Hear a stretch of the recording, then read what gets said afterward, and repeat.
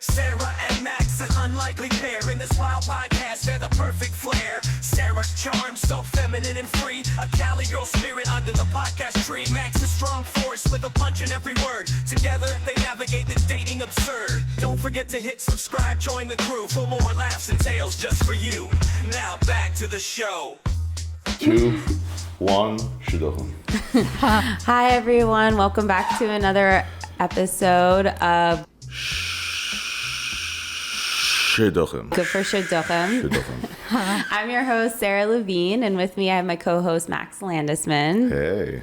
Today we have a really special guest. Very special. Her name is Dr. Sarah Glazer. She has her PsyD. She's in clinical and in school psychology. So we wanted to bring somebody onto the podcast to give us kind of a little bit more perspective in terms of the psychology around dating and the formulation of oh my gosh, what am I trying to say? Behaviors in dating. So I feel like that's very important because yes, we do have Jewish perspectives on dating, and it would be nice to have like a fresh take, not just on a religious way of dating or have these religious and cultural kind of peripheral ideas, rather than kind of stem it from somebody who's learned, who practices, and who actually knows what she's talking about. Is educated, knows what she's talking about. So welcome, Sarah. We're excited to have you. Oh, I'm so excited to be here. Thank you so much, Sarah. Thank you so much, Max. Yeah, of course. Okay, so I guess we'll get right into it, unless you wanted. No, let's get right into it. I can't wait. Okay, great.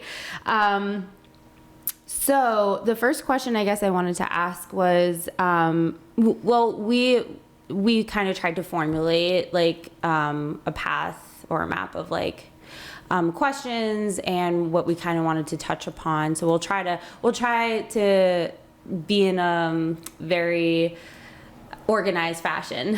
We'll try. Of course, because Sarah wanted to see all the questions 6 months in advance so she can go over everything. No. It happened literally like last night. Yeah, it's all good. It's all good. Okay, so the first question, basically, what could drive someone's dating behaviors? Like we see different patterns of dating. When you hear different dating stories, there seems to be behaviors of patterns. And also, just to go along with that, could those behaviors affect a relationship that's trying to be created? Yeah, so those are really great questions. I think across every situation, including the dating realm and interpersonal realm, we bring our past experiences, and so that's like past experiences of self, past experiences of others. Mm-hmm. And so oftentimes like there might be behaviors that might seem actually inconsistent with what one is wanting or with what one is feeling, but just kind of based on past experiences, they might be engaging in these behaviors really on some level because these are behaviors that are coming from like more core, deeper beliefs. Mm. And so, so we do oftentimes have these kind of interpersonal experiences that really shape the way that we approach interpersonal situations and like form our expectations and also perceptions of what might unfold. Right. So basically, like what's been in the environment that they grew up in, either learned from parents or like the peripheral environment itself, whether it be in school or friends or anything like that. Yeah, exactly. Okay. Right. So even something like as subtle as, let's say, kind of having early experiences where one was like either in distress or like having a difficult time with something, but there might not have been like full attunement from their caregiver, right? Or even if like the caregiver was trying to be engaged or present. So let's just say this is like an example that often comes up. Like as a kid, the child is like maybe like really upset about something and they're like, I'm feeling like really angry, or I feel like this person doesn't like me, right? A parent might say, oh, you're not angry, or it's going to be okay. A little dismissive. Exactly. Yeah. Right.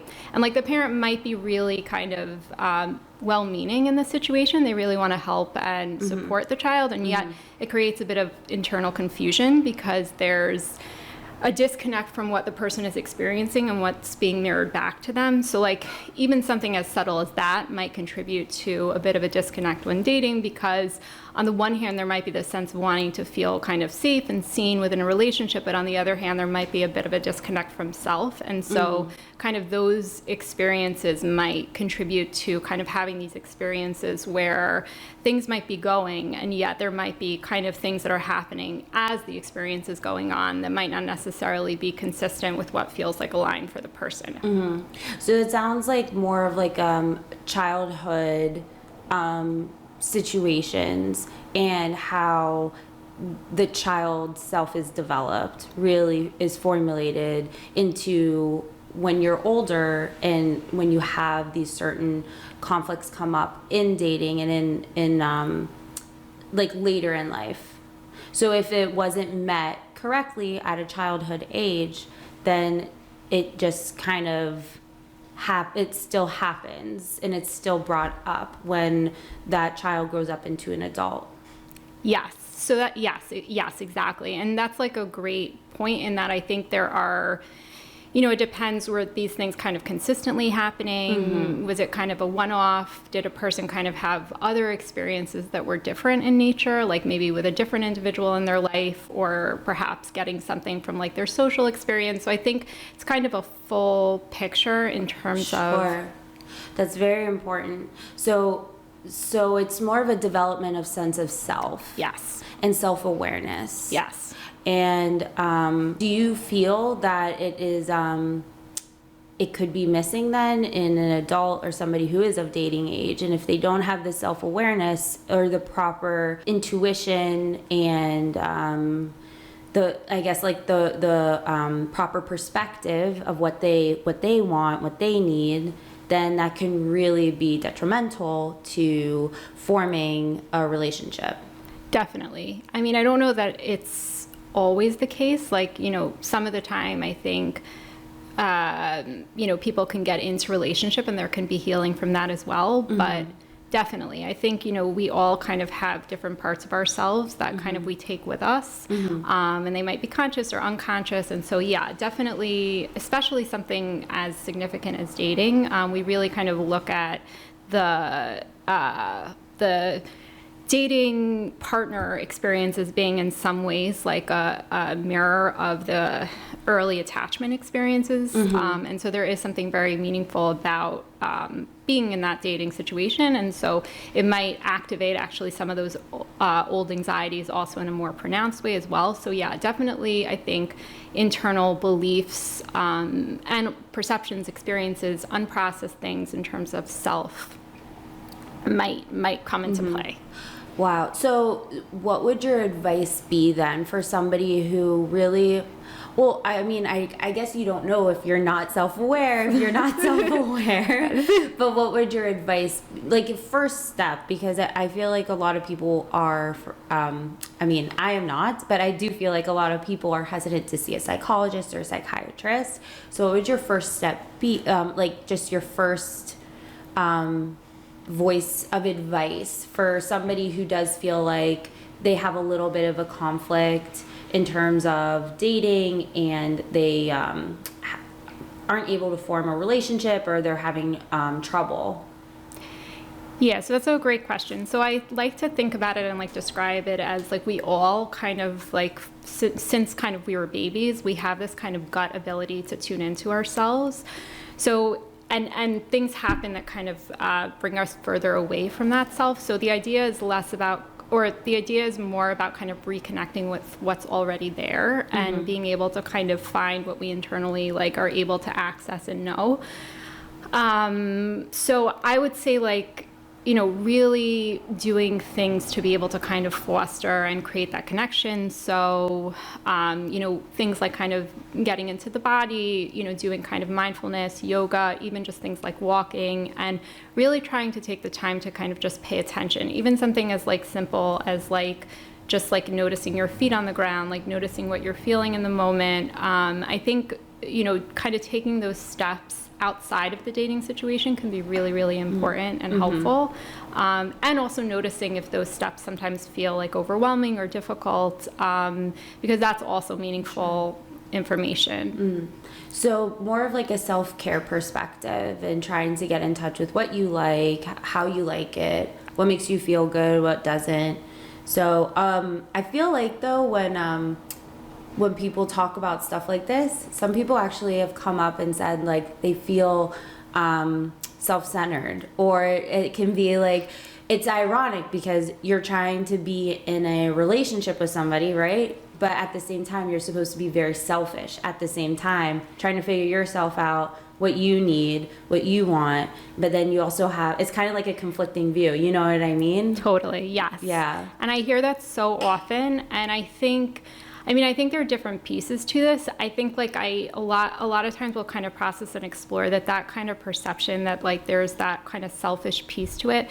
You know, some of the time that might come from either like, you know, either really direct messaging or like indirect messaging from their environment. So maybe kind of like growing up, like, you know, they were having kind of an experience or an internal, and, you know, and there were kind of these messages that like, you know, like, no, you're good, you're fine, or like, kind of similar, I guess, to before, but like even just like, let's say the family had to kind of, you know, get it together and just keep moving. And so I think kind of unpacking where those messages are coming from and really kind of like, I think just establishing the narrative that the more it's actually the most like selfless thing that we can do, because the more we're really kind of staying connected to what it is that we're experiencing and needing, the more we're able to like really self-partner, and we're actually needing that less from other people. And we're also just like more, not that we don't need anything from other people, but we're more kind of attuned to where we're at. And that actually is like you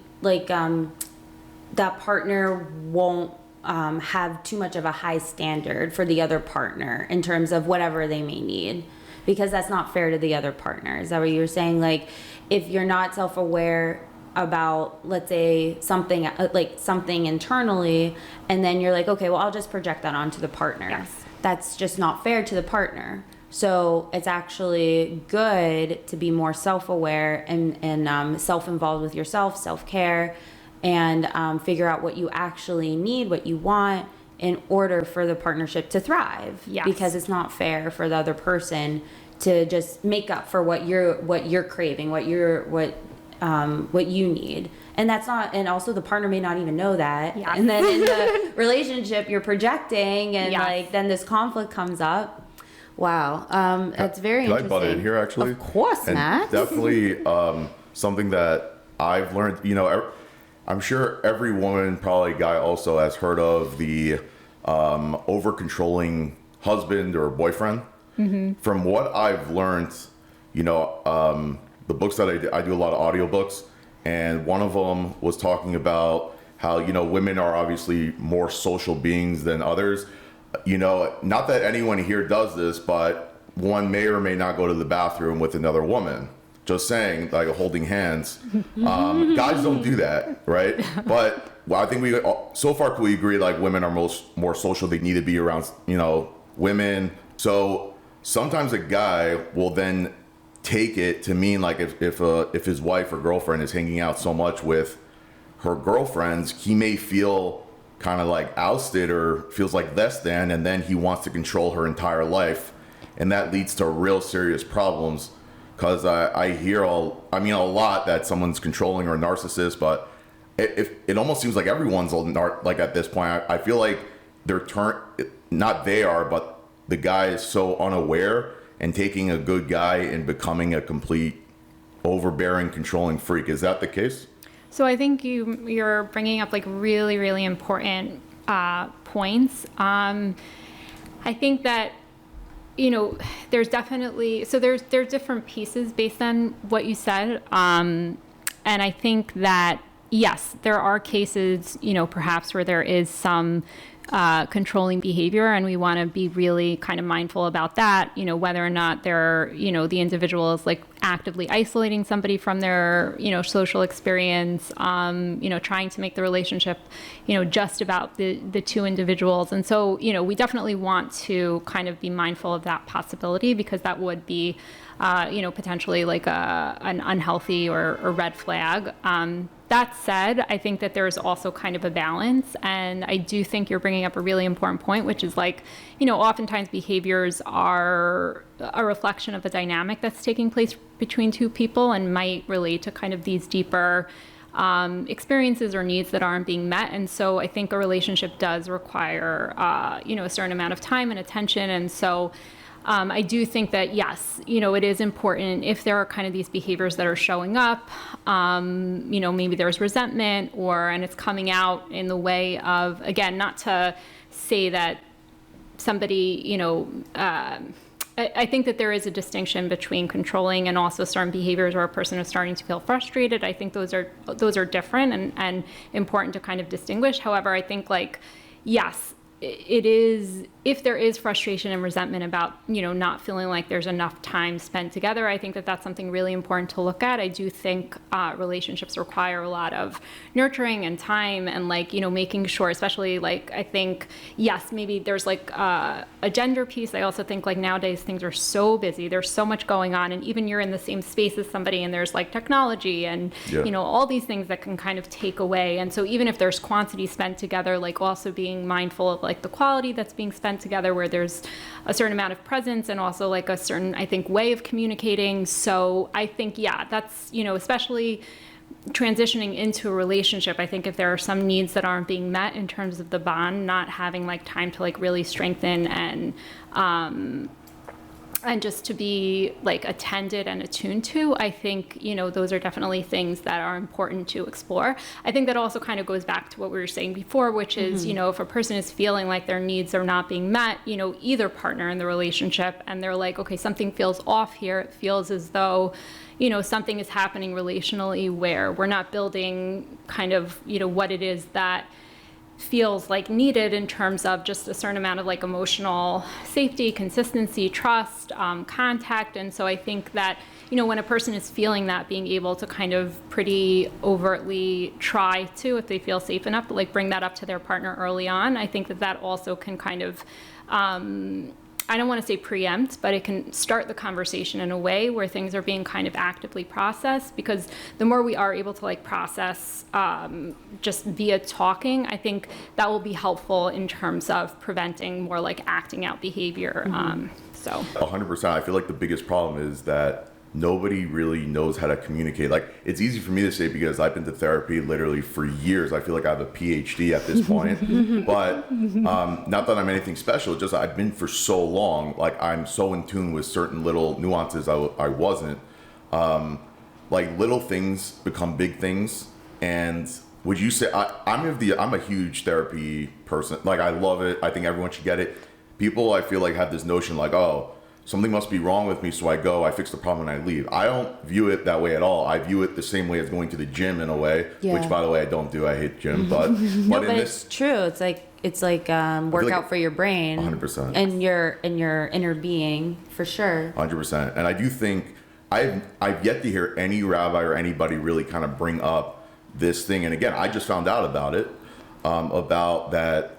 If someone's wife or girlfriend is going out with friends and having such a good time or whatever, and sometimes the husband or boyfriend can feel, left out, then he gets resentful, and that could lead to bad things, but no one knows how to, communicate that to the other person because they don't know what's actually going on. So would you agree? I feel everyone should go to therapy, I mean, I'm biased. You're biased. Well, I'm definitely biased. I mean, I'm, a big proponent of therapy, but yeah, I think, there are different ways of, I think probably everybody would really benefit from at least a year's worth of, individual therapy. But I agree with you. I think this kind of goes back to what we were saying before about that idea of being selfish or self-centered. I think it can be hard sometimes. There is the stigma, but I think also internally there might be some blocks to getting to pursuing therapy, because on some level it's do I really deserve this? Do I deserve to spend the attention on self? Especially if these earlier experiences were rebuffed or rejected in some way. So there might be kind of unconscious barriers to therapy. I can kind of do this on my own, or things like that. But I definitely agree. I think, having the space is really so vital and important. We have our physical health, and then we have our emotional health, and like especially I did a bit of research on like parents and children when I was in school, and I think that's like such a huge factor, like the parent having the ability to like go to therapy and create space and emotional awareness, because it really helps to just ensure that they're in a centered space when they're engaging with their children. And so the same is true for, partnership as well. I think the more we're able to like really kind of nurture and tune in and give ourselves the space to process, I think that's like really, really important, because it gives a much fuller experience. And also it also like is empowering in the sense that like, okay, then there's also a sense of like, okay, well, I also have a right to be having this reaction, right? Because I think part of what I was hearing in the situation is like, well, am I allowed to be feeling this way? Like, is it okay that I'm wanting more of this or whatever? And like, I think like, having that space and like the awareness to kind of give yourself permission to be tuning into what's happening, also helps with courage in terms of like bringing things up. So I was gonna say, just tracking back a little bit when you were talking about relationship and when it's new, I feel like a lot of people don't know how to, like, boundaries are very important. Yes. In the relationship, outside the relationship, and you can only get that self-awareness again, like what you need, how you need it, what you need from your partner, what you want to do for your partner, although like all that psyche, I guess, is also stemmed from knowing yourself and what you need and what you want, how you want to structure your relationship. yeah, exactly. Well, but like healthy boundaries. Yes. And obviously not toxic boundaries. So But you mean like right after you get married, your mom can't call the next day and say, how's everything going? if 'Cause I've that heard that before. if that's a boundary that you're okay with, That's a that she great can Sarah cross, then that's fine. For me, that would be, I that's- wouldn't answer the phone because that's a boundary I'm setting up. But for somebody else, they may be totally okay with that. Yeah, Mom, I think I did it all correctly. Well,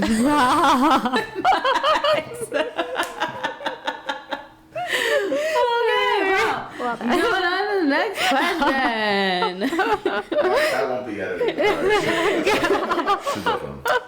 Okay, so Sarah, it sounds like the theme is basically having a sense of self is Yes. what a strong fundamental sense of self. Yes. There's something that when we were talking that was very interesting, and it was I guess we can get into that. I wanted to kind of talk about, is there a possibility that a matchmaker or shadchan can actually project unconsciously feelings towards the couple that they're trying to set up? And how can, I guess, one individual navigate something like that? Yeah, that's a really, really great question. I think, in a way, the shadchan,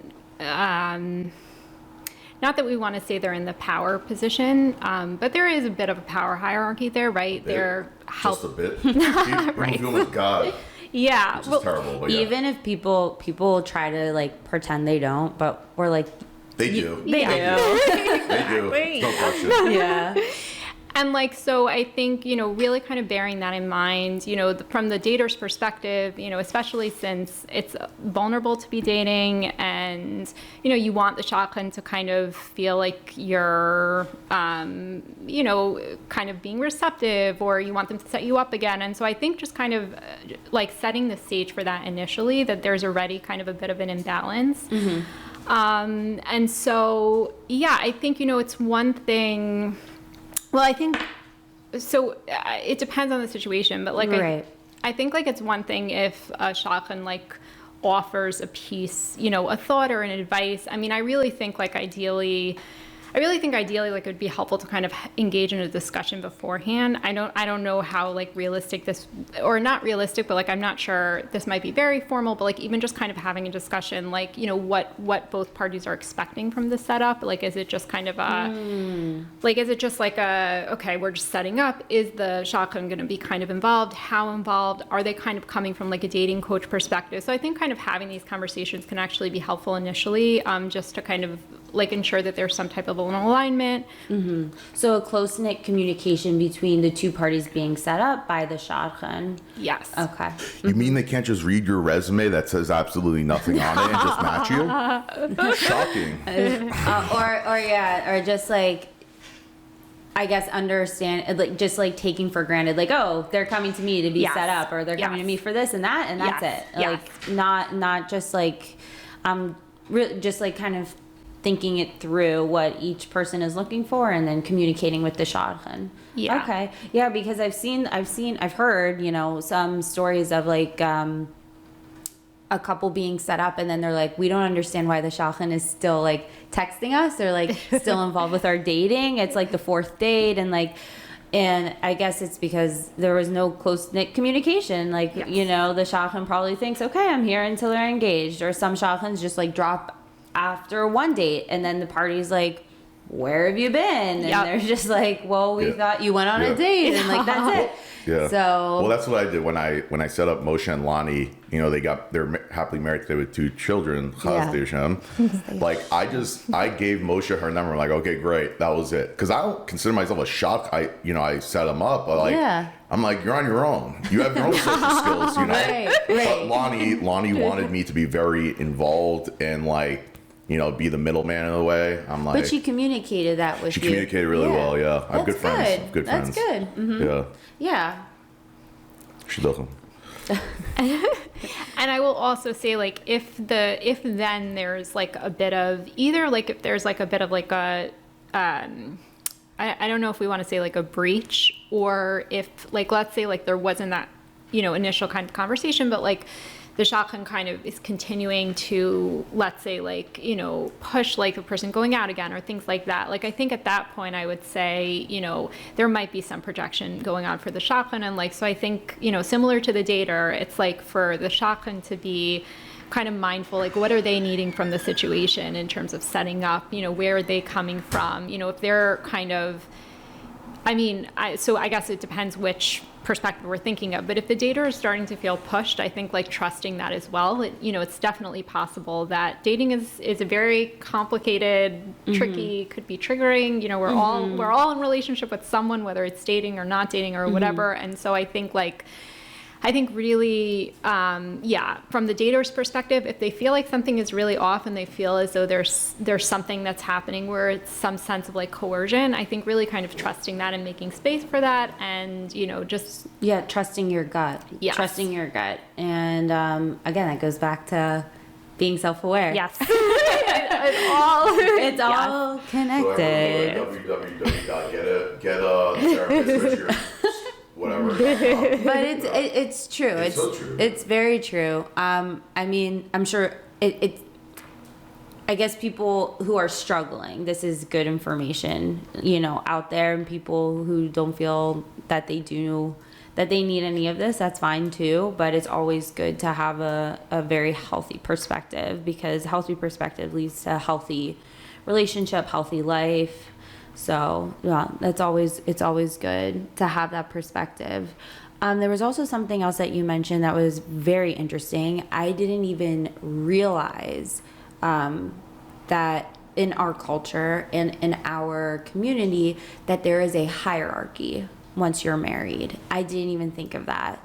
And it's very interesting that you have that perspective, just because I did feel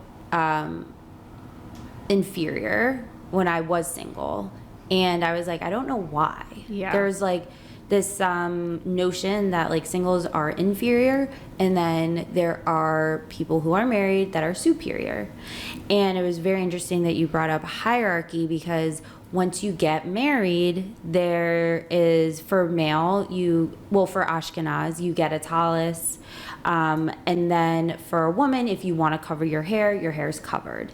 And so there's like a symbol almost of marriage hierarchy. So I just wanted you to expand on that just a little bit. Yeah, I think this I think that what you mentioned in terms of feeling it, but not kind of necessarily being like, why am I feeling this? Feels. I was trying so hard to understand why I felt that way. And I felt uncomfortable going to certain places that were concentrated with specifically young couples, because I felt like if I was talking to somebody, I felt like they really were looking down at me. Yes. And I really was struggling with that. I really couldn't understand why I was feeling that way. And I was like, no, Sarah, you're just crazy. Like you're just like projecting how you feel. Maybe I was a little insecure because I was single. But I was like, no. Like, I was feeling inferior. Well, that's what happens when you stay in the Upper West Side for too long. Well, the Upper West Side has singles. I know that. Don't make me feel inferior. So, Yeah. Well, and I think that's like really, really important because, I think, like, I so appreciate that you were kind of like, okay, like maybe I'm like, what's happening for me, and like, kind of tuning into that. And also like, yes, I think that there are many systems that are in place that, are really kind of, as you mentioned, there are these like external things that are kind of like an indication that like one is either part of something or they're not part of something. And I think that, whether or not individuals feel that way, I think just the fact that like the system is in place creating this hierarchy, like there are, I think that there are kind of things in place that do create a bit of a divide. Right. And it's not necessarily to say that like these things are bad. Right. It's more of like how they're tuned into the community. Yes. Like it's beautiful to have a tallis, and it's beautiful to cover your hair if that's what you decide. But it's more of like the communities, I feel, or I've observed, is like they take that to the next level. Like, he's married, she's married, she has a ring, he has a ring, or whatever. And like something that could actually be beautiful and like rich in culture has now been created in a tier. Yes.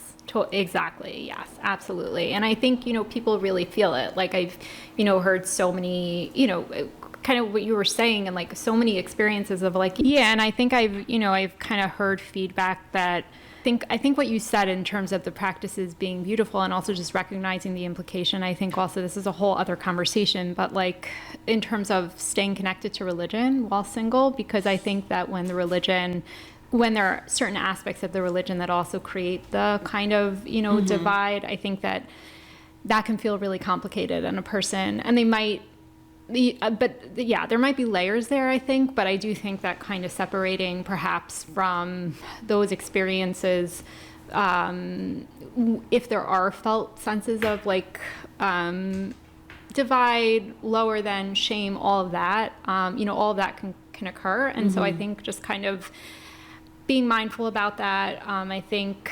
again, as you mentioned, like really creating space and validating that that's happening. I think that that's always a first step in terms of kind of what to do and like how to negotiate that. I think that that's kind of a separate piece, but I do think kind of validating that those feelings, while, they might relate to how the person is feeling as well. I think also really creating space, we think about it like kind of from like a feminist therapy perspective, we're always like really trying to validate when there are systemic structures in place that are kind of creating certain norms, because then it helps to really kind of or like toxic environment or toxic norms, I guess. This is a really good point, because I just want to point out in even our daily lives, in our own community, you go to shul, how many singles do you see? Me. It's me, right? There's there's like 40 singles that live in this area. Nobody goes to shul. Very few. Why are you saying there's... Because they feel very uncomfortable being around married people. They do feel this sense of inferiority, whatever the word is. Yeah. In this case, nobody like realizes, but like it's clear cut. There is something going on and needs to be called out, but no one does, because no one realizes, because pretty much everyone who quote unquote has a more of a platform are married and they think they have all the answers. Right, or they're just not, or if they are aware, people are more, I guess, sometimes they like push off to the side and not their problem, or like Yeah, they don't think not about emotionally invested in it. Why would they be? They don't know that person. So, but I do agree that there has to be at least like not a sensitivity, but more of an awareness that like how your behaviors are affecting other people. Yeah. Which is, I guess, like a whole other discussion. Right. I don't think you, Sarah, you can correct me if I'm wrong, but it's not like they're doing anything that's like bad or anything. But I do think, you know, you can go out a little bit of your way and just say hello to somebody, because that's the biggest problem. Is they feel like they're just sitting around, nobody says anything, they feel very ignored. And if you were to just say hello or good Shabbos, it really will go a long way. You can respond to Therapy, Sarah. Therapist, Sarah. Dr. Sarah, you can respond. Yeah, I mean, I think, yes, I think, you know, oftentimes people are not, it also depends, I think oftentimes people are not necessarily like, not engaging or not saying hello, right? I think there are many kind of psychological things that might be going on when a person is maybe disconnected from thinking about like, there might be a lot of stuff happening for somebody internally, or I think that there might be a lot of stuff that can go on when somebody's, let's say, like disconnected from like, thinking about kind of like going outside of their own internal experience. And so I think a lot of times like there isn't ill intention, but I agree with you that definitely making the effort to kind of engage with other people, like really like, that's not to say that it's coming from the perspective of like they're necessarily like really just making efforts, I think, to engage with everybody in a social No, but I understand what you're saying, like not allowing the inferior superior yes like hierarchy involve itself at like shul, synagogue, temple, wherever Yes. people are, which makes sense. Yes. Yeah. I also wanted to ask, I know this is kind of a subjective type question, and if you don't have to answer from personal view, but there's going back to shadchan projecting and having a sort of a sense of power that they can use or abuse depending on the situation. A lot of people feel, well, when I was dating, a lot of shadchans would tell me what my deal breakers are and what is the fundamental deal breaker. You will love him and you will do what you're told. Are you serious? I was told that I like had too many, or that my deal breakers weren't like valid. So I just wanted to ask like your opinion, and in terms of a view of somebody who is a PsyD, if there are fundamental deal breakers versus things that can be just worked out, or I guess like more of an important deal breaker versus ones that can be kind of on the lower spectrum, if you understand what I'm saying. And before Sarah answers that, I just want to take this moment to say, those shadchanim, or for what they call themselves shadchanim, that told us to Sarah, go screw yourself. Now, that being said, by the way, you suck at your job and you really need to learn how to be a better human being. That said, Sarah, please go ahead. Well, I will say they were wrong about a lot of it, because my deal breakers, I ended up with a very special person. So Yeah, why did that happen? It's not like this, the greatest shadchan to ever walk this earth, Yes, sitting right, thanks. whatever.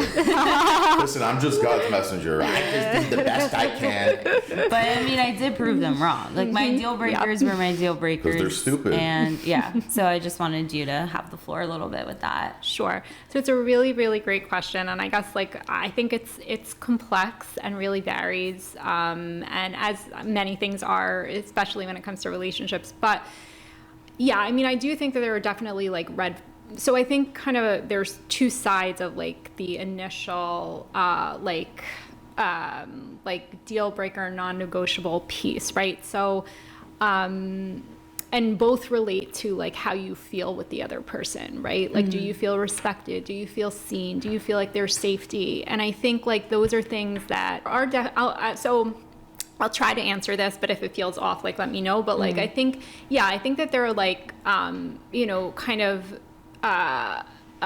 like aspects of relationships that are maybe like just more like of these red flags. And I do think that those are kind of more universal in terms of like really trying to like just be educated on like Sure. what like contributes to like an unhealthy dynamic, you know, is that something that's showing up? And so, I mean, I will say that that is something that is kind of a little bit more, you know, even though we wouldn't want to like place our values on somebody else, but I do think that those are kind of important things to be looking at. And like, I think that if those aren't being looked at some of the time, you know, just kind of trying to understand kind of what's behind that and why that is, because those are kind of, I think, interpersonal experiences that could lead to like unhealthy situations, you know, in the most extreme, like just more abusive power dynamics.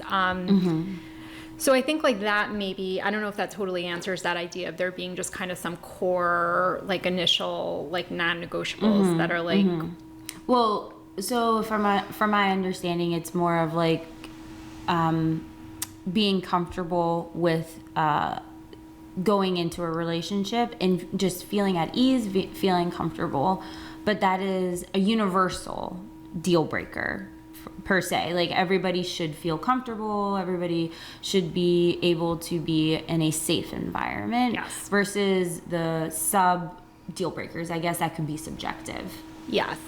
And what I would say about the more subjective deal breakers are, you know, again, we're really trying to come at it from like an empowering perspective in terms of understanding the dater. And so, you know, if it's subjective but not kind of a negative thing, you know, creating space around that, maybe, you know, and of course there are certain kind of things like, you know, attraction is subjective and things like that. And so, you know, we want to be mindful and like really just like inviting and trying to understand, you know, what that dater is feeling and needing. And it's really kind of up to them to make those decisions and distinctions. That said, I think if, you know, it feels like their criteria is kind of getting to the point where it like really is limiting their ability to meet people, and it feels like it's so kind of specific that there's like something going on that front, I think it would be more kind of coming from a space of understanding, like and curiosity, like have they tried other things? Has that definitely not worked? And like also, you know, and this again is like kind of from a psychologist perspective, like we always also want to just be thinking about like some of the time kind of criteria. Again, I want to be very careful with this, but it might, you know, be an indication that there might be kind of a certain, you know, there might be some criteria, having a lot of criteria that are very specific, you know, there might be something Limiting. Yeah. Very limiting. Right. Yeah. And understanding like, you know, is that limit is there a function to that limit, right? Does somebody have kind of deeper fears related to like intimacy, getting into a relationship,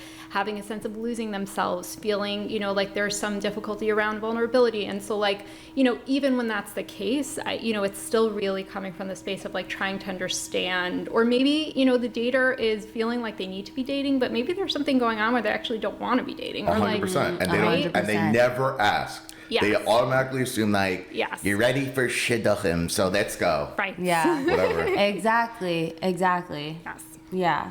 So it could be that the shadchans that like push a little bit. I mean, I don't know. This is just obviously how I feel about it.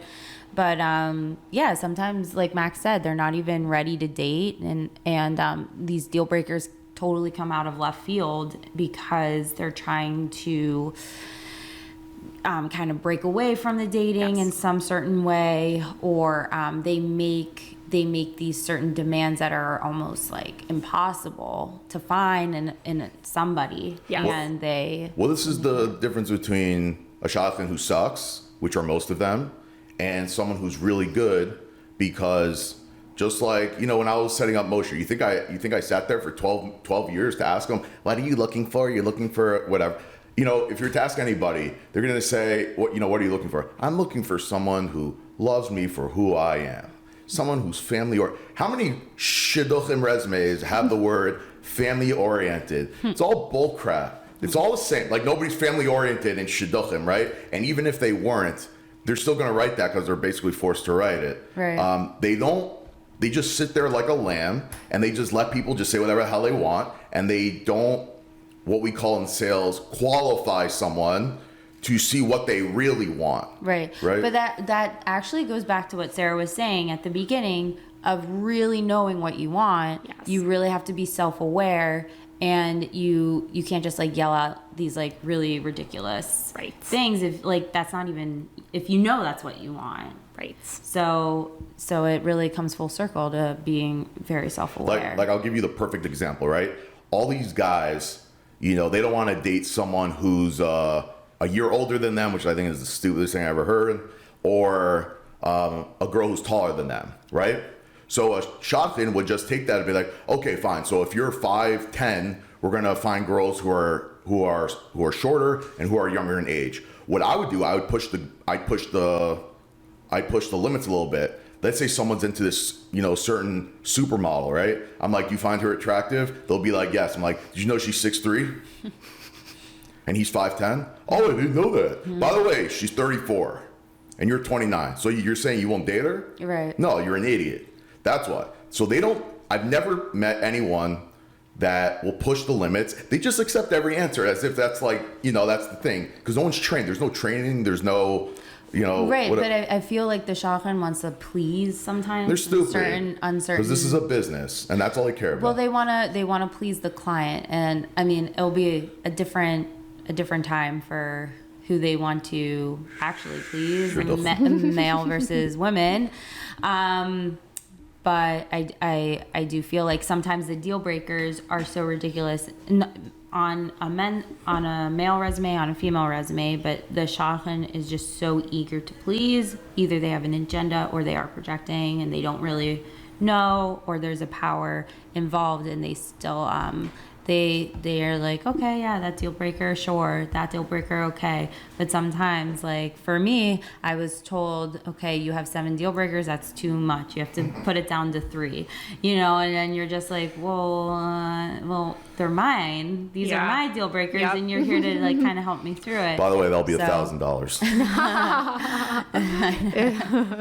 That would be crazy. Okay, so Sarah, we wanted to ask again another question that's been brought up, or a theme that's been ongoing within the dating community, is kind of shifting focus from a transactional approach to dating, and how can individuals foster emotional and intellectual connections rather than emphasizing superficial criteria. And in some circumstances, people who start out on a date, instead of thinking of like, how can I progress this, or having a positive like a positive mentality to the date, they have more of a negative, like, okay, picking out things on how to end it.